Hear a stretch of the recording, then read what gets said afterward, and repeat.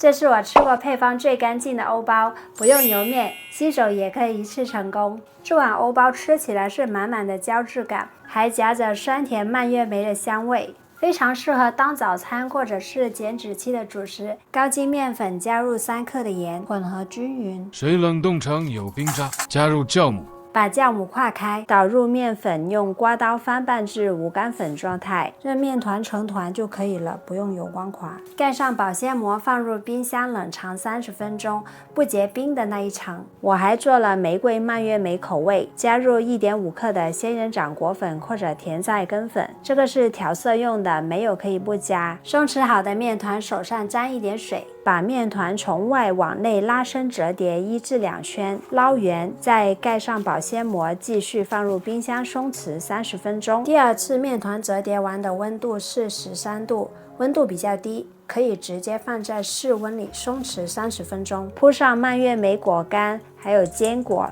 玫瑰花干加蔓越莓加坚果。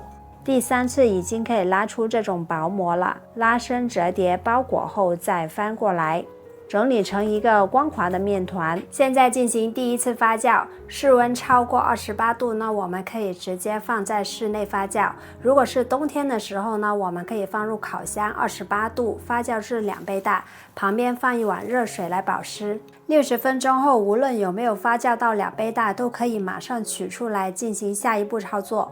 案板上撒少许的干面粉，面团倒扣在案板上，表面撒一些干面粉，把面团轻轻地摊开，两边往中间折叠，从上往下卷紧，再把收口处捏紧。2种的折叠方法都是可以的。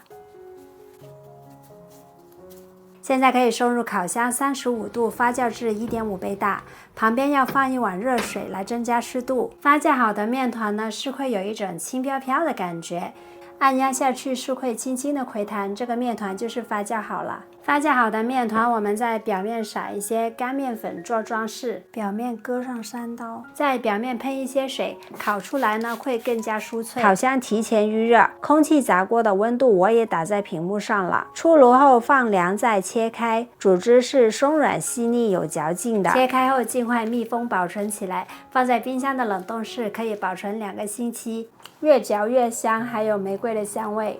姐妹们无油无糖，放心大胆的去做，赶紧收藏起来吧，等你们来交作业。不想费力油面又想吃松软拉丝的面包，姐妹快看过来，不用有手套膜，做法简单，新手也可以一次成功，赶紧学起来吧。先把牛奶、鸡蛋、白糖、酵母混合均匀，喜欢奶香味更浓郁，可以加入15克奶粉，不加也是可以的。加入400克的高筋面粉或者是面包粉，搅拌至无干粉状态，面团会比较粘手。涂上少量的植物油保湿，盖上保鲜膜，放入冰箱冷藏1个小时。加入软化的黄油和盐，下手把黄油和面团抓拌均匀，再向外往内拉伸折叠。面团成团后摔打3分钟，整理成一个相对比较光滑的面团，放入烤箱28度发酵至2倍大，旁边放一碗热水保湿，大约需要40分钟。发酵好的面团呢，在中间戳一个小洞，没有回缩和塌陷就是发酵好了。轻轻按压排出气体，分成16份，取一块面团，